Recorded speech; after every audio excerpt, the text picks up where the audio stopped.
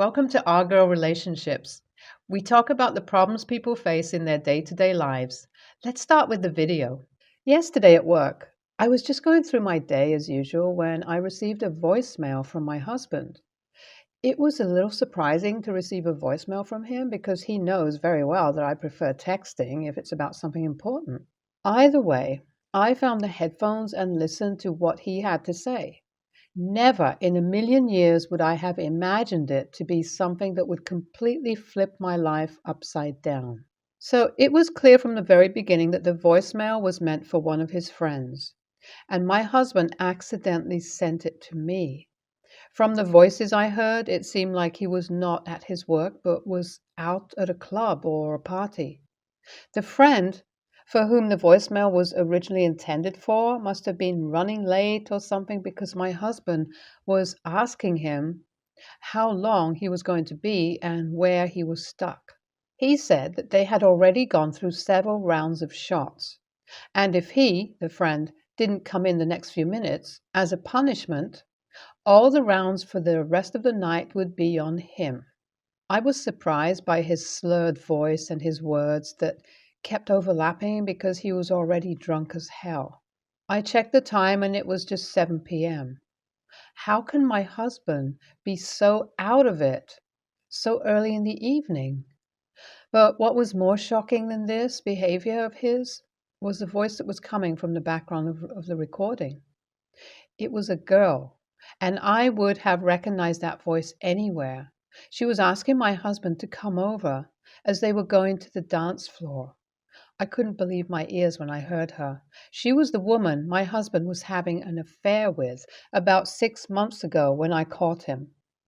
Coincidentally, he was drunk at that time too. He came home late one night and the girl was the one who dropped his drunk ass off. It was pure luck that I was going out for my nightly run at that time and I caught my husband kissing her through the car window. I immediately went up to her and confronted them about it. When she saw me, she was scared to death, and I couldn't really blame her. With the killing stare I gave her, I'm pretty sure anyone would have flinched. I asked her how she knew my husband and found out that they were colleagues. Suddenly, all those late nights when he said he's out with his work colleagues came into my mind, and I mentally slapped myself for not noticing anything before. I mean, if a girl is coming to my doorsteps to drop off my drunk husband and then it's actually my fault that I was so ignorant. I asked the woman in the car how long it had been, and she said with a smile that they did it a few times. That night, I locked my husband out of the house and even took the hidden spare key with me. No matter how much he rang the bell or knocked at the door, I didn't let him in. He eventually fell asleep on the porch, and next morning I packed his bags and threw him out. He did leave at the time, and I was working through my feelings of betrayal, hurt, unbelief, and others I couldn't even name. It was a really hard time, and sometimes I even missed him. I used to remember the good parts of our relationship, and that would bring me to tears, too. After a week of giving me space, my husband came back home one night and begged me to take him back. He apologized, cried, and even hit himself. He said that he was too drunk, and he didn't know how it got to the point that they started kissing, but he regrets and would do anything to make up for his mistake. I don't know why he believed even for a second that I'd fall for that lie after the woman herself told me the affair was going on for a while. I didn't show him any sympathy. I told him to leave, and every time I tried to move on, he came back knocking at my door, sometimes drunk and sometimes sober. He'd beg and cry for me to give him one more chance, and my stupid ass did fall for his act. I made him promise that he wouldn't even look at another woman and that he'd cut all ties with that girl I saw him kissing. He promised me everything, no matter how ridiculous it was. I even asked him to look for a new job and switch as soon as he found one. So we started working on our marriage last month, and that's why hearing him drunk with that girl sent me over the edge. I was in no state to deal with this mess again. I have already exhausted all my patience and compassion the last time I caught him, and I don't care if he's just hanging out with that woman because he still works at the same place. All I care about is how betrayed I was feeling after hearing the voicemail. So I went straight home after listening to it. I knew that if I kicked him out again, he'd keep coming back to me and wear me down like he did last time, and there's no way I was going to let him do that to me again. I also didn't want him to know where I was staying. I needed real time and space from him to work out my feelings, and if that man knew my whereabouts, he'd make sure to not let me breathe. So I did the only thing that seemed like the best option in the short amount of time. I packed my bags, made sure I didn't leave any essentials behind, and called my sister. I told her that I'll be staying at a motel for some time, and if my husband calls, she needs to mislead him somehow. Then I came here and booked this room for a week. I need to figure out what my plan is going forward, but right now I just need to let myself feel the anger and hurt because this was the second time I found out about him and that woman.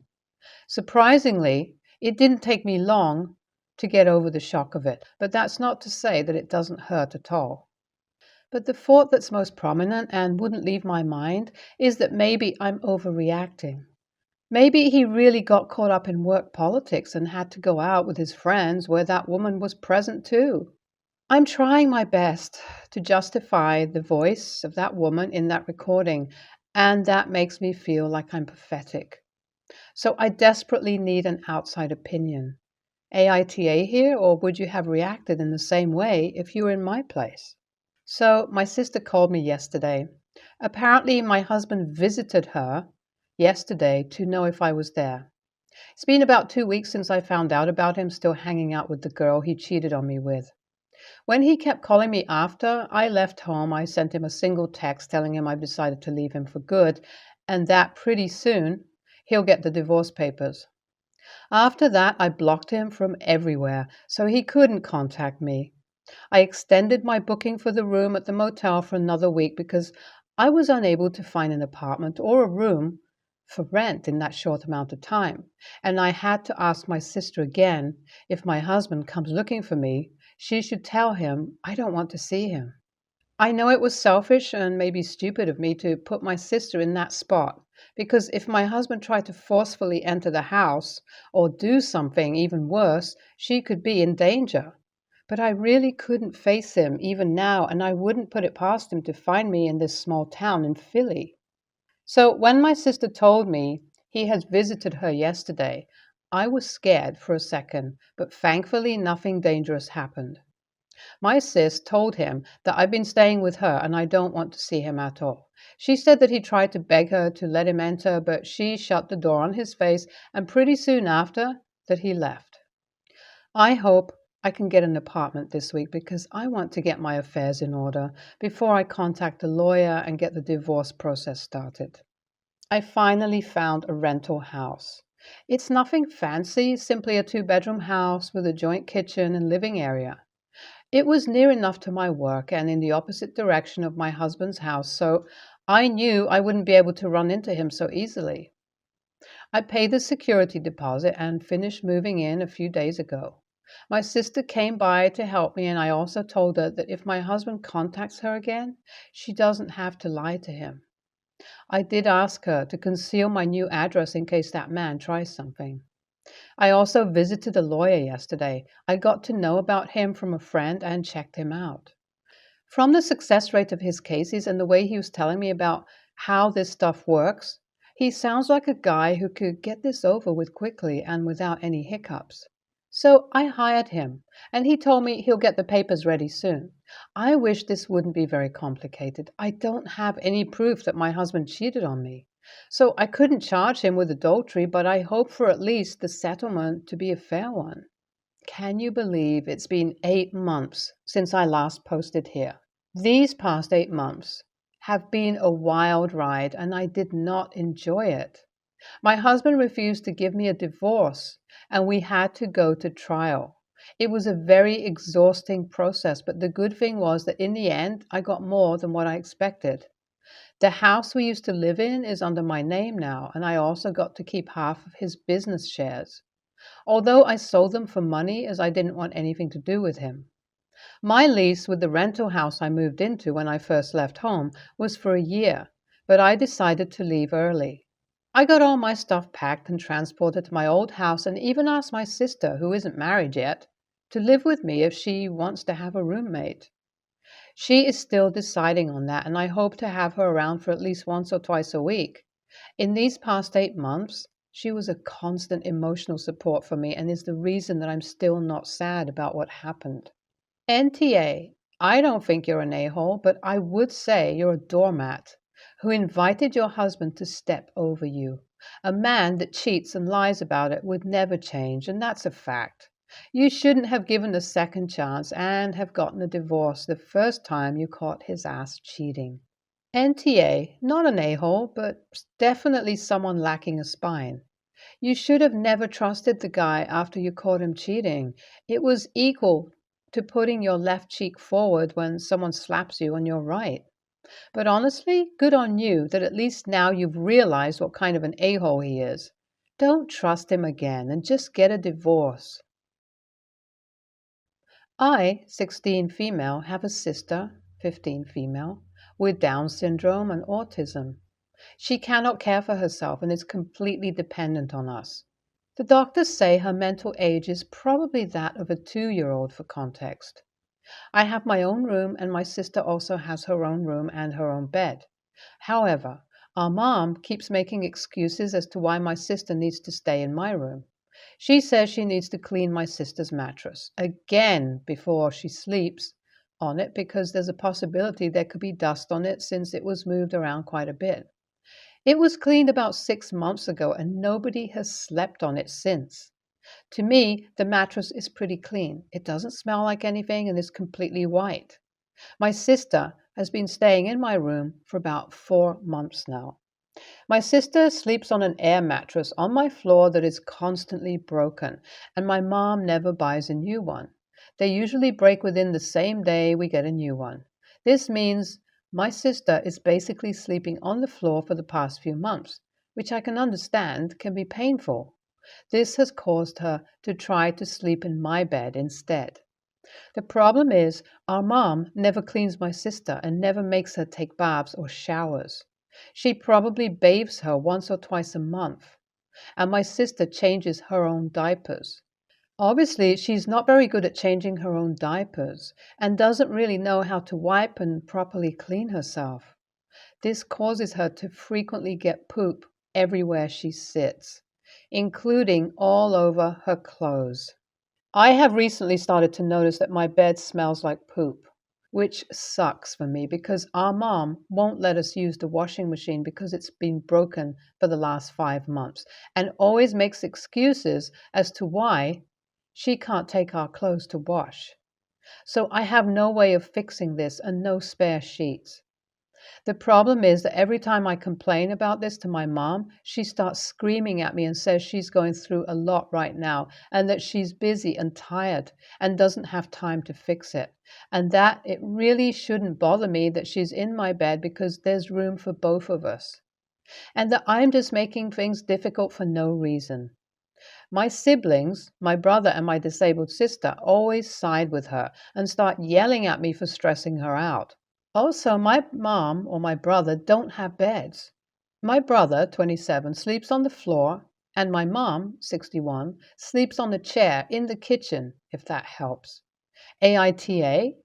NTA, and this is kind of beyond the scope of AITA, because at this point, you're past figuring out who TA is, and you've breached my mother is neglecting my family territory. It sounds like your father is out of the picture. Your mother is older, and I'm sure she is going through a lot. But the way you're all living is concerning. You need help and intervention. I know it's difficult, but you really need to speak with a trusted counselor or teacher about what's going on. Your mother needs help. You all need some support, and you cannot keep living like this. Please talk to someone about this. NTA, but you need to report your mother's neglect to someone. Maybe confide in a school counselor, since many times they are mandated reporters if they suspect abuse and or neglect. Her not cleaning up your sister when she is incapable of doing this herself is alarming. She may need additional resources to care for your sister, but is too ashamed or proud to ask. With everything breaking and not being fixed or replaced, it sounds like there is a financial component here as well that your mother is overburdened with, but that is no excuse for neglecting the basic needs of a mentally incapacitated minor. So I'm 25, female, pregnant, yay. And today I've had a discussion with my mom, 43, and she's not responding anymore, so I think I might have been too harsh. A bit of background. My mom and I have a strained relationship. She has been abusing alcohol since I was 14. I have not lived with her since I was 16, and in all those years, we have been very low contact. I maybe talk to her once every couple of months. I think there might be years we haven't spoken. 2 to 3 months ago, she was admitted to a mental ward for depression and rehab again, and there they found out she has breast cancer. She says that has been an eye opener, and she's a changed woman now. 2 weeks ago, I told her I was pregnant, and she was texting me every hour or so to talk about baby things. But I let her know that I needed more space, and that her being too overly present in my life after not being there for a long time is uncomfortable. And if she wanted to work on our band, I would be happy to do so with a professional present. Because I cannot pretend nothing happened, and we are one big happy family. She proceeded to ignore me for a week. This was a sign for me she still cannot handle my boundaries. Today she sent me screenshots of a conversation between her and my grandmother. She's telling my grandmother she's going to make a baby room in her house, but she's doubting if I will trust her with my child because I have crazy mood swings. I promise you I do not. I've had a lot of therapy and developed myself to be a healthy, functioning adult. She also said she feels my mother in law is going to be a real grandmother, and I'm going to exclude her. I told her I would not trust her with my child. She's only been sober for a couple of months. She has to prove herself first before she can even begin thinking about being a grandmother. I told her she cannot have a baby room and that this is not her do over baby. I said I'm happy she thinks she's a changed person, but I've heard this story 200 times before, and she always falls back to alcohol. I told her to not point at my mother in law and play victim when she has not been there for me as my mother in law has. Honestly, I feel bad about how harsh I was. I essentially said I don't believe she can stay sober. I even fear that this might be the trigger for her to start drinking again. So I could use an outsider's opinion. NTA, sounds like your mom failed her own parenting experience and is looking at your child for a do over. Anyone that builds a nursery in their home when they are not having a baby is going to be problematic. Also, always remember that your baby is not a therapy pet. Your mom's sobriety and management of her mental health is 100% on her. NTA, you have reasonable boundaries, and you are absolutely right. Your child should not be her do over baby. You wouldn't even be a bad person if you wouldn't let your mother meet your child at all if you don't feel comfortable with it, especially if she is a danger to anyone. Your mother having cancer or going to rehab doesn't mean she's another person, and she can't expect you to forgive her like that after she was a bad mother for a long time. A baby room is a whole other thing. I can't believe she's expecting you to leave your child with her alone so much she needs a baby room. I wouldn't even accept that with someone that has been a perfect mother, but I guess that could be a cultural thing to have a baby room at someone else's place. I don't know. NTA, while addiction is an illness, making the choice to stay sober is up to her. She should also realize that respect and trust are earned, not just given. Considering your more than rocky relationship with her, you have every right to protect yourself and your baby. It sounds like she's trying for a do over, which isn't healthy or realistic. She has already shown a knee jerk reaction in several ways. Could be desperation, anxiety, her mental health, etc. However, that does not excuse her behavior, making assumptions or not respecting your boundaries. Good for you on your success in therapy. Seems as if she needs more work in that area.